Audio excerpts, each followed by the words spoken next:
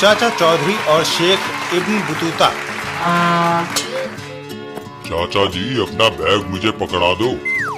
नहीं साबू, इस बैग में मेरी बहुत जरूरी चीजें हैं।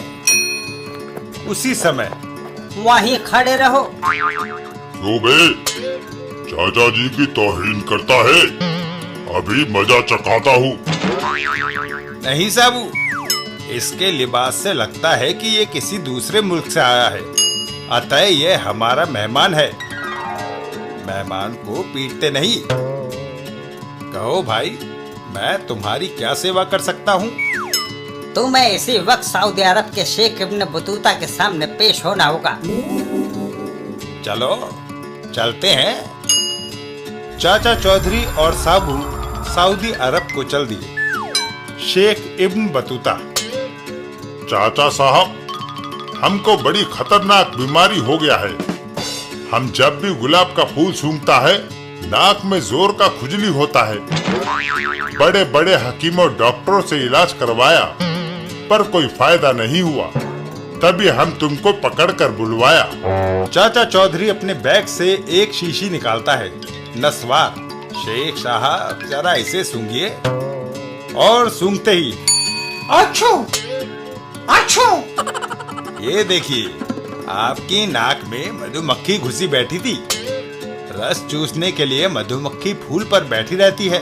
जब आप फूल सूंघते हैं तो वह आपकी नाक में घुस जाती है। यही खुजली का राज है।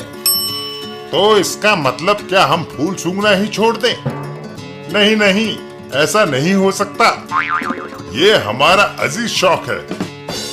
आप फूल सूंघिए, लेकिन ये जो मैं देता हूँ, वाह, क्या खुशबू है इस फूल की। और मुझे खुजली भी नहीं हुई। दरबान, चाचा साहब को लाख मोहरे दे दो। मैं इतनी दौलत का क्या करूँगा? यदि कुछ देना ही है तो एक कनस्तर मिट्टी का तेल दे दो। स्टोव जलाने के काम आएगा। हा हा हा, हम पूरी पाइपलाइन तुम्हारे घर की तरफ मोड़ देते हैं।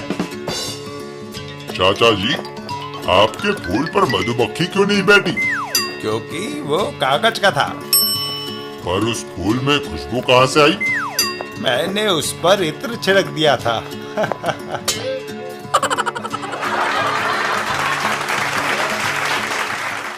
चाचा चौधरी और गोबर सिंह की स्टेन गन। एक दिन डाकू गोबर सिंह और धमाका सिंह। गोबर सिंह, देखो मेरी नई स्टेन गन। इतना कहकर धमाका सिंह स्टेन गन का फायर ऑन कर देता है और दीवार का बुरा हाल हो जाता है। देखा उस दीवार का क्या हाल किया है? ये स्टेन गन एक साथ 50 गोलियां दागती है। इसे लो और चाचा चौधरी को लड़ाई के लिए ललकारो। अगर वह मान जाए तो ठीक है, नहीं तो 50 गोलियां एक साथ उसके पेट में उड़ेल दो। ये लो 50 कारतूस। वाह धमाका सिंह, ये सचमुच लाजवाब चीज है। इतना कहकर गोबर सिंह धमाका सिंह से वो स्टेन गन ले लेता है और चाचा चौधरी के घर की ओर चल देता है। चाचा चौधरी और डाकू गोबर सिंह। चाचा जी, वो आ गया गीदड़। चाचा चौधरी, साबू, मैं तुम दोनों को मुकाबले के लिए चैलेंज करता हूँ। या तो हार कबूल करो या इस 50 गोलियां एक साथ दागने वाली स्टेन गन का प्रहार सहने को तैयार हो जाओ। गोबर सिंह, ऐसे खिलौने हमने बच्चों के हाथों में बहुत देखे हैं। चौधरी, ये खिलौना नहीं, असली स्टेन गन है। इसका प्रहार देखना चाहते हो? देखो। इतना कहकर गोबर सिंह एक खंबे पर स्टेन गन की गोलियां दाग देता है। खंबे के 2 टुकड़े हो जाते हैं। जो हालत इस खंबे की हुई है वही तुम्हारी और साबू की होगी। बोलो, हार मानते हो या नहीं? नहीं गोबर सिंह, हम मुकाबले के लिए तैयार हैं। चलाओ गोली। गोबर सिंह चाचा चौधरी पर फायर कर देता है, लेकिन ट्रिगर दबाते ही अरे गोलियां खत्म। गोबर सिंह, लड़ाई स्टेन गन से नहीं, अकल से जीती जाती है। तुमने सारी गोलियां उस खंबे पर खत्म कर दी। चाचा चौधरी और साबू। साबू, गोबर सिंह को घर का रास्ता दिखाओ। साबू गोबर सिंह को हाथ में उठा लेता है। नहीं, मुझे छोड़ दो साबू। डाकू गोबर सिंह, अब हमारी बारी है। साबू गोबर सिंह को हवा में उछाल देता है और डाकू गोबर सिंह सीधा आकर धमाका सिंह के सामने गिरता है।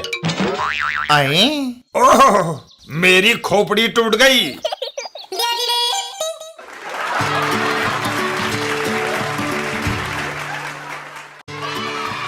चाचा चौधरी और चोरी गया हीरा।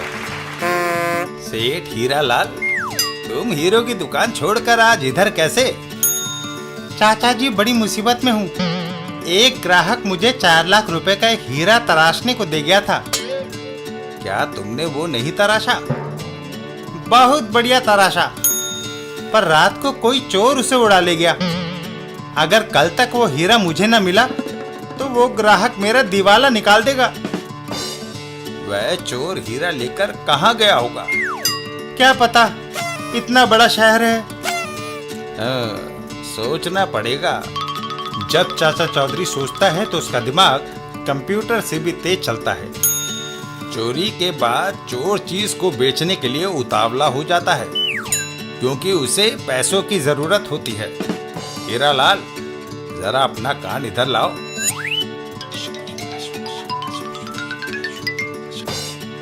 थोड़ी देर बाद, शेख साहब, ये हीरा देखिए, बहुत बढ़िया है।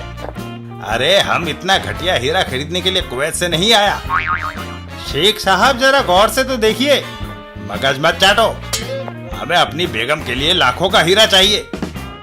तभी, शेख, अगर तुम 2-4 लाख खर्च सकते हो तो इधर देखो, ये रहा। वाह, इसी का तो हमें तलाश था। कितने दाम? 4 लाख। मंजूर, हीरा हमारा हो गया। निकालो दाम। हमारे सेक्रेटरी से ले लो। कहाँ है वो? तुम्हारे पीछे। पुलिस, वो हीरा चोरी का है। आधे पैसे तुम्हें यहाँ मिल गए, आधे पुलिस थाने जाकर मिलेंगे। क्यों हीरा लाल, यही है ना तुम्हारा हीरा? बिल्कुल चाचा जी।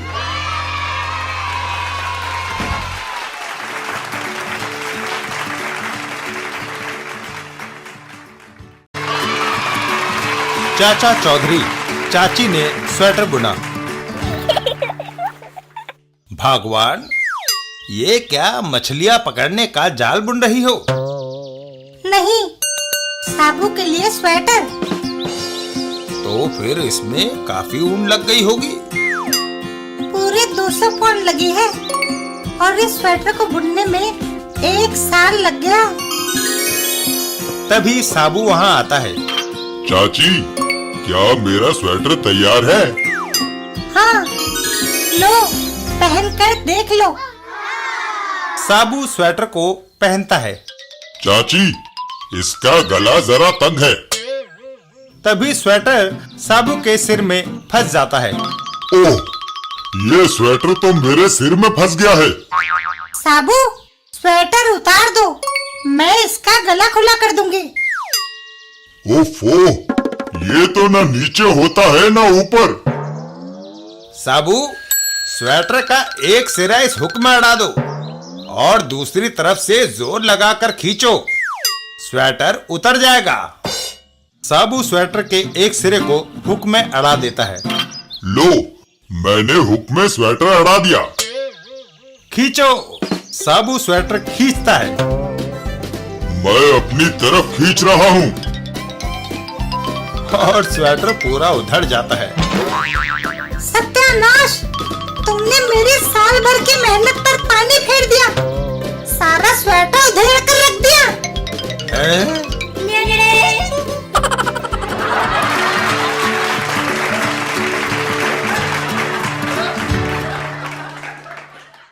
चाचा चौधरी और धमाका सिंह की तलवार। एक दिन धमाका सिंह और डाकू गोबर सिंह। धमाका सिंह, ये इतनी बड़ी तलवार किसके लिए तेज कर रहे हो? चाचा चौधरी और साबू के लिए। धमाका सिंह उस तलवार को कंधे पे उठाकर वहाँ से चल देता है। गोबर सिंह, तुम यहीं बैठो, मैं अपनी इस बड़ी तलवार से अभी चाचा चौधरी और साबू के सिर काट कर लाता हूँ। रास्ते में धमाका सिंह की हालत पतली हो जाती है। ओह, इतनी भारी तलवार उठाकर चलते चलते तो कमबख्त मेरा दम भूल गया। पता नहीं चाचा चौधरी ने अपना घर इतना दूर क्यों बनाया है। धमाका सिंह गिरते पड़ते चाचा चौधरी के घर पहुंचता है। चाचा चौधरी, साबू, ओह, मरने के लिए तैयार हो जाओ। ओह, अरे धमाका, तू इतनी भारी तलवार क्यों उठाकर लाया जिससे तेरा दम टूट जाए? ताकि एक ही वार में तुम दोनों के सर कलम कर दूं। ठीक है धमाका सिंह, उठाओ तलवार, हमारे सर हाजिर हैं। धमाका सिंह तलवार को उठाता है। लो, आई, मेरी, और धमाका सिंह धड़ाम से जमीन पर गिर जाता है। तलवार, जाओ, इस तलवार को थोड़ा छोटा करके लाओ ताकि तुम आसानी से उठाकर वार कर सको। अब तो मुझ में इतना भी दम नहीं कि मैं वापस जा सकूं। साबू, जरा धमाके को वापस पहुंचा दो।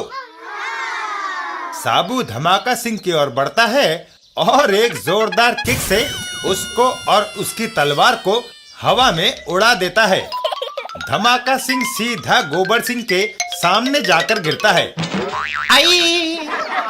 अरे धमाके, तू तो बैरंग लिफाफे की तरह वापस आ गया।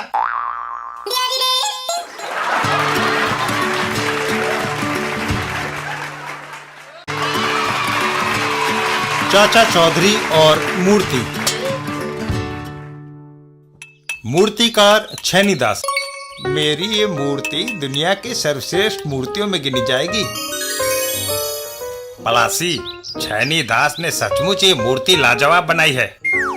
खलासी, अगर हम ये मूर्ति इस मुल्क से निकाल कर किसी दूसरे मुल्क में ले जाकर बेचे तो लाखों कमा सकते हैं। पलासी, तू बिल्कुल ठीक कहता है। आओ, वो मूर्ति हथियाने का ये अच्छा मौका है।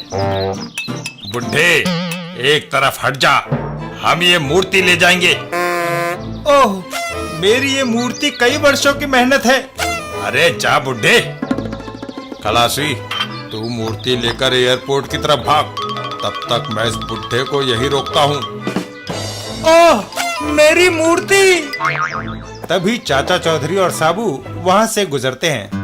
मेरी मूर्ति। साबू, उस मकान की छत पर मुझे कुछ गड़बड़ नजर आती है। चाचा जी, इसका साथी मेरी मूर्ति लेकर एयरपोर्ट की तरफ भाग गया है, उसे रोको। अगर किसी ने एयरपोर्ट की तरफ कदम बढ़ाया तो मैं उसे गोली मार दूंगा। अरे भाई, तुम्हारे साथी को रोकने हम नहीं, तुम ही जाओगे। मैं अपने साथी को रोकने जाऊंगा? वो कैसे? अभी देखना। साबू, दायां। साबू मुक्का तान कर पलासी की ओर बढ़ता है। अगर तुम आगे बढ़े तो मैं तुम्हारी खोपड़ी उड़ा दूंगा। एयरपोर्ट नजदीकी है, मैं हवाई जहाज में बैठकर हुर्र। छैनीदास, अपनी मूर्ति उठा लो।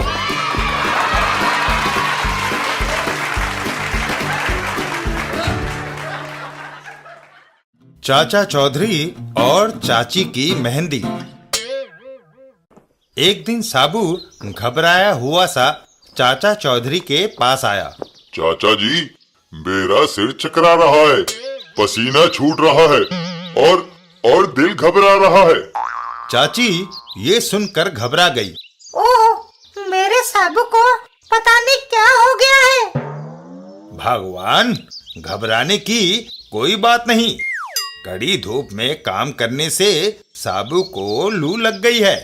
चाचा चौधरी का दिमाग कंप्यूटर से भी तेज चलता है। मेहंदी घोलकर साबू को दो, इसका वो अपने सिर पर लेप करेगा। इससे इसके सर में ठंडक पहुंचेगी। और बादाम का शरबत घोलकर उसे दो। पीने से दिमाग में तरावट आएगी और दिल की घबराहट दूर होगी। ये सुनकर चाची मुस्कुरा देती है और घर के अंदर चल देती है। मैं अभी ये दोनों चीजें बनाती हूँ और तुम्हें आवाज देती हूँ। चाचा चौधरी साबू को लेकर एक पेड़ की तरफ चल देते हैं। आओ साबू, तब तक हम उस पेड़ की छाया में बैठें। घर के पिछवाड़े में दो बदमाश। फड़कू, मैंने अभी सुना है कि चाचा चौधरी ने चाची को बादाम का शरबत बनाने का आदेश दिया है। दड़कू, लेकिन उसे पीने तू अंदर कैसे जाएगा? वह पीछे की दीवार का रोशनदान जो है उसके पास खड़ा हो जाता हूँ और मौका मिलते ही अंदर कूद जाऊंगा। फड़कू और दड़कू पिछवाड़े की खिड़की के पास। अरे दड़कू, मैं मर गया, तेरा भार बहुत है। दड़कू रोशनदान से अंदर झांकता है। ये तो हो गया, अब साबू को बुला लाऊं। चाची साबू को बुलाने के लिए बाहर चल देती है। यही मौका है अंदर कूदने का। दड़कू रोशनदान से अंदर छलांग लगा देता है और सीधा उस बर्तन में गिर पड़ता है। ओह! चाचा चौधरी साबू और चाची। मुझे मेहंदी के घोल से निकालो। अरे,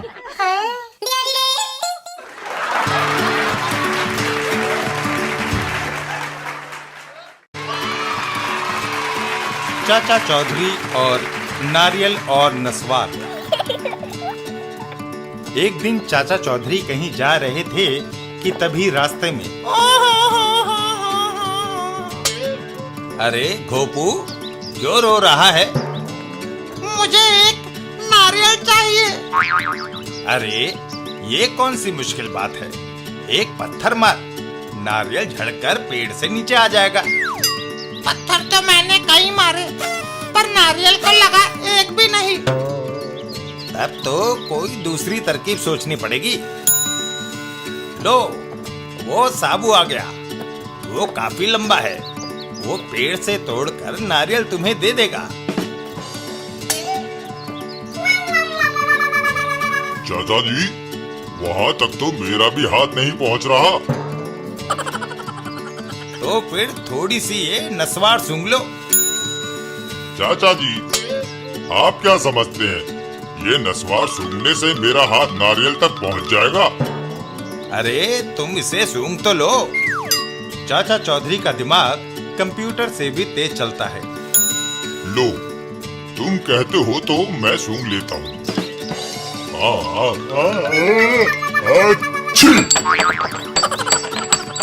लो गोपू, जितने नारियल चाहिए ले लो।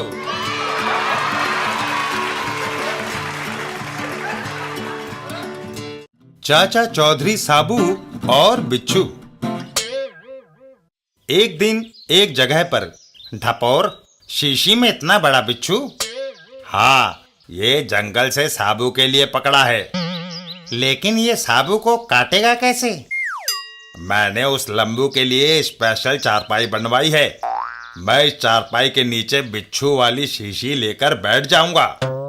धमाका सिंह, मैंने टेंट फाड़कर जो चादर बनाई है वह तुम इस पर डाल दो। धमाका सिंह चादर को बिछा देता है।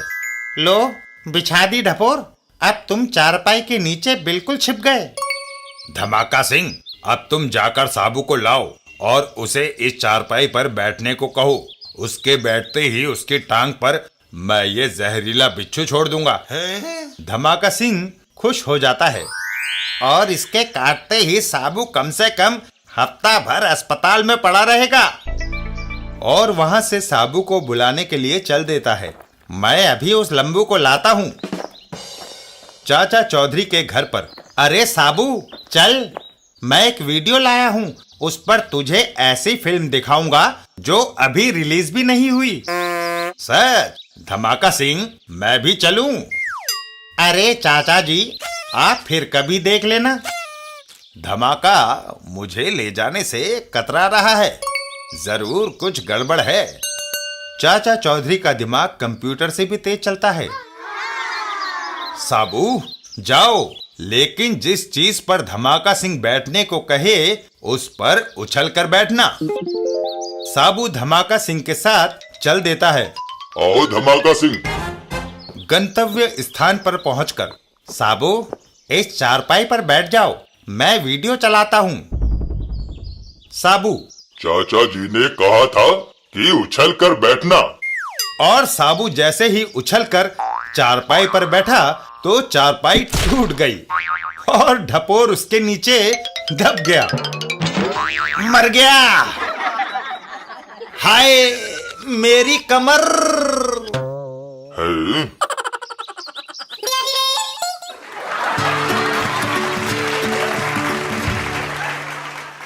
चाचा चौधरी और धमाका सिंह का प्लान। एक दिन धमाका सिंह डाकू गोबर सिंह के पास आया। सरदार गोबर सिंह, एक खुशखबरी लाया हूँ। क्या धमाका सिंह? मैंने अभी अभी चाचा चौधरी को समुद्र के किनारे बैठे देखा है। पर धमाका सिंह, समस्या ये है कि उसे मारा कैसे जाए? इस तलवार से। चाचा चौधरी वहाँ बेखबर बैठा समुद्र की लहरों का नजारा ले रहा है।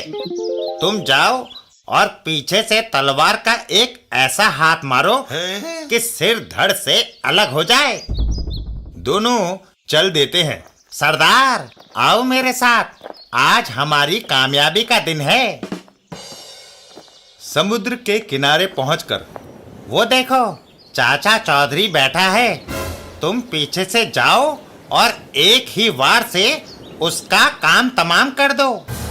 वाह धमाका, तो सचमुच लाजवाब आदमी है। डाकू गोबर सिंह हाथ में तलवार लिए चाचा चौधरी के पीछे पहुंचता है और वार करने के लिए हवा में तलवार को उठाता है। तभी उसके पैरों के नीचे से जमीन खिसक जाती है। ठंडी रेत में काफी देर आराम कर लिया, अब उठना चाहिए। डाकू गोबर सिंह लुढ़कता हुआ जमीन पर गिर जाता है और धमाका सिंह के साथ वहां से भाग खड़ा होता है। भागो! चाचा चौधरी और साबू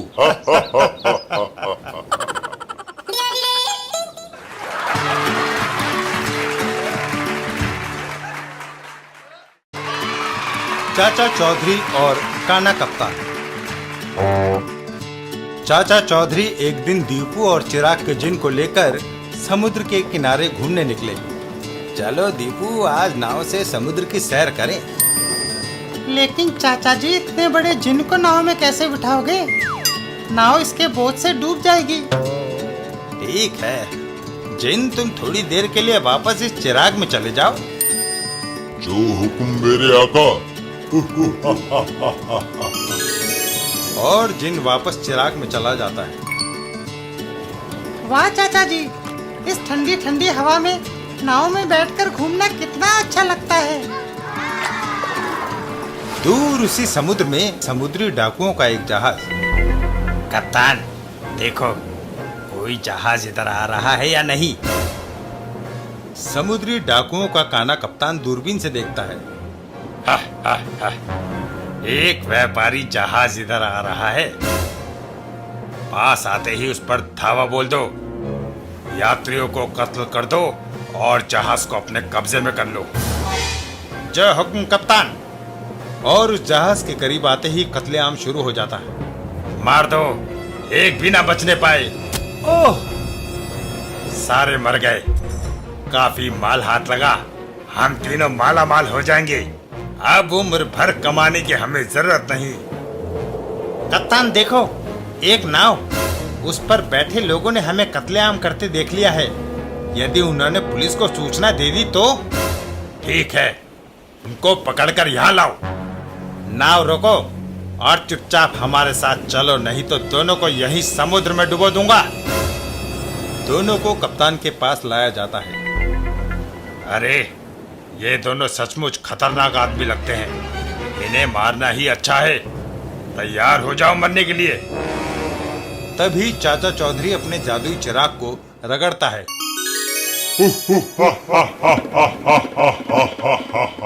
और जिन वापस प्रकट होता है।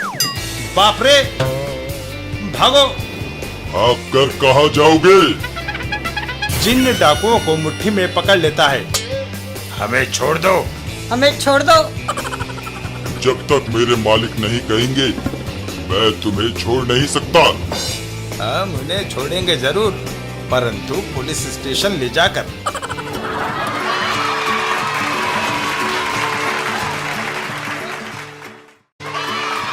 चाचा चौधरी और बबून का टिड्डी दल। साबू, आज वातावरण में हवा रुक सी गई है। एक अजीब सी घुटन है। मुझे दूर आकाश से आती कोई आवाज सुनाई दे रही है, जैसे कोई तेजी से हमारी तरफ आ रहा है। साबू, आंखें बंद कर लो। चाचा चौधरी, मैं कब से आपको ढूंढ रहा हूँ। अमेरिका की घनी आबादी वाले इलाके देख लिए, यूरोप की पुरानी इमारतों में झांका और अफ्रीका के जंगल छान मारे। मुझे क्या पता था कि आप एशिया में मिलेंगे। आपकी तारीफ। मैं शाबान हूँ। दूर अंतरिक्ष में एक ग्रह है नाक्शोर, वहाँ के राजा पोपाक का मैं मंत्री हूँ। हमारी जनता के सामने अनाज का संकट है, लोग भूखों मर रहे हैं, इसलिए मेरे राजा ने परामर्श के लिए आपको बुलाया है। क्या तुम्हारे ग्रह में भी सूखा पड़ा है? नहीं, हमारे राज्य में बारिश की कोई समस्या नहीं, पर जो अनाज पैदा होता है वो एक बदमाश बबून नष्ट कर देता है। साबू, हमें इसकी मदद करनी चाहिए। ये सारी जनता की भलाई का सवाल है। पर भाई शाबान, तुम हमें अपने ग्रह पर ले जाओगे कैसे? मेरी टोपी से जो रोशनी की किरणें निकलती हैं, वे तुम्हारी वाहक होंगी। ठीक है, तुम हमें अपने नक्शोर ग्रह में राजा पोपाक के पास ले चलो। एक तेज रोशनी की किरण निकलती है जो साबू और चाचा चौधरी को अपने में समेट लेती है। वह किरण अंतरिक्ष को चीरती हुई कितने ही प्रकाश वर्ष दूर निकल जाती है। नक्शोर का राजा पोपाक। महाधीराज, चाचा चौधरी और साबू आ गए हैं। चाचा चौधरी, हमें बताया गया है कि तुम बड़े तीक्ष्ण बुद्धि वाले हो। हमें उम्मीद है कि तुम कोई उपाय करोगे ताकि हमारी जनता भूखी ना मरे। हमारे ग्रह नक्शोर की मिट्टी बड़ी उपजाऊ है और हमारे किसानों की मेहनत से भरपूर फसल होती है, पर उस अनाज का एक दाना भी जनता के पेट में नहीं पहुंच पाता। बबून नाम का एक पेटू बदमाश हमारे राज्य की सीमा के बाहर रहता है। वो निठल्ला सारा दिन पड़ा पड़ा ऊँघता रहता है। जब उसे भूख लगती है तो वह अपना मुंह खोल देता है। उसके पेट में से करोड़ों टिड्डियां निकलकर हमारे खेतों की तरफ उड़ती हैं। देखो, अंतरिक्ष में सूर्य बादलों के पीछे छुप गया। बेवकूफ, वो बबून द्वारा छोड़ा गया टिड्डी दल है। भागो! भागो नहीं, हम उस टिड्डी दल से खेतों की रक्षा करेंगे। उन करोड़ों से लड़ना असंभव है। ओह, बचाओ! बबून के टिड्डी दल ने इस तरह कई किसानों को मार डाला और उनके खेतों को नष्ट कर दिया। राज्य में त्राही त्राही मच गई है। अगर इस बार भी फसल नष्ट हो गई तो सारी जनता भूख से मर जाएगी। राजा पोपाक, इस बार तुम्हारी फसल नष्ट नहीं होगी। आओ साबू। कितना बेरहम है वो बबून, जो किसानों के हरे भरे लहराते खेतों को बर्बाद कर देता है। अरे किसान भाई, उस टिड्डी दल की कोई खास बात बताओ। टिड्डियाँ सब कुछ खा जाती है, पर इस पेड़ जिसको हम नशीर कहते हैं के फल नहीं खाती। साबू, इस पेड़ के फलों को चक्कर देखो। साबू फलों को मुंह में डालता है। ये इतने कड़वे हैं जैसे पृथ्वी की नींव। बस, हल निकल गया।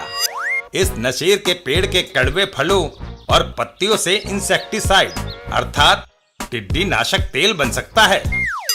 साबू नशीर पेड़ के फलों और पत्तों को एक बड़े टब में निचोड़ता है। हमें एक बड़ा स्प्रेयर चाहिए। हमारे कारीगर उसे बना देंगे। बबून की आंख खुलती है और करोड़ों टिड्डियां उसके मुंह से निकलती है। टिड्डी दल, फिक्र ना करो साबू, स्प्रेयर संभालो, मैं पंप मारता हूँ। अचानक टिड्डी नाशक स्प्रे से हमलावर दल घबरा उठता है। सबकी सब मरकर नीचे गिर रही हैं। जब टिड्डी दल लौटता नहीं तो बबून गुस्से से पागल हो उठता है। मैं सारी जनता को मार दूंगा। भागो, बबून आ गया। घबराओ नहीं साबू, बबून को रोको। अच्छा, तो तुम आए हो नक्शोर के रक्षक बनकर। पहले मैं तुम्हारी गर्दन कलम करता हूँ। मोटे पेटू, बहुत हो चुका। ओह, बबून मर गया। हमारी फसल को अब कोई हानि नहीं पहुंचाएगा। और चाचा चौधरी और साबू पृथ्वी की ओर चल देते हैं।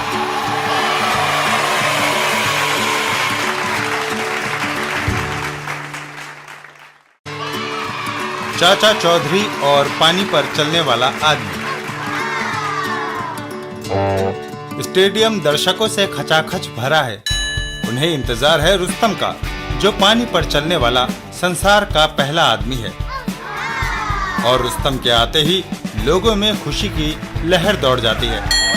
रुस्तम जादूगर है, रुस्तम फरिश्ता है, रुस्तम जिंदाबाद। भाई, अब मैं आपको वो पानी पर चलने वाला करिश्मा दिखाऊंगा जिसके लिए आपने पैसे खर्च किए हैं। वाह, कमाल है। पानी पर आज तक ऐसे कोई नहीं चला। चाचा जी, मैंने आज एक आश्चर्यजनक खेल देखा। पानी पर चलता हुआ इंसान। टेंगो मास्टर, लग रहा है तुम्हारा दिमाग फिर गया है। हो सकता है, पर मेरे साथ जिन हजारों लोगों ने रुस्तम को पानी पर चलते देखा, उनका दिमाग तो नहीं फिरा था। अच्छी बात है, कल का शो हम भी देखने जाएंगे। वो रुस्तम जरूर लोगों को बेवकूफ बनाकर पैसा ऐंठ रहा है। चाचा चौधरी का दिमाग कंप्यूटर से भी तेज चलता है। दूसरे दिन चाचा चौधरी सवेरे ही सवेरे उस पुल पर जा पहुंचा। लोग पानी के ऊपर देखते हैं, नीचे नहीं। रहस्य पानी के नीचे छुपा है। चाचा चौधरी पानी के अंदर गोता लगाता है। अच्छा, तो ये राज है। हवा से भरे रबड़ के ब्लॉक। रुस्तम इन पर पैर रखता हुआ निकल जाता है। चाचा चौधरी सुई से सारे रबड़ के ब्लॉकों में छेद कर देता है। सब में भरी हुई हवा निकल जाती है। अब ऊपर पानी की सतह पर जाना चाहिए और शाम के खेल का इंतजार करना चाहिए। शाम को, भाइयों, अब आप एक ऐसा खेल देखने जा रहे हैं जैसा आपने पहले कभी नहीं देखा।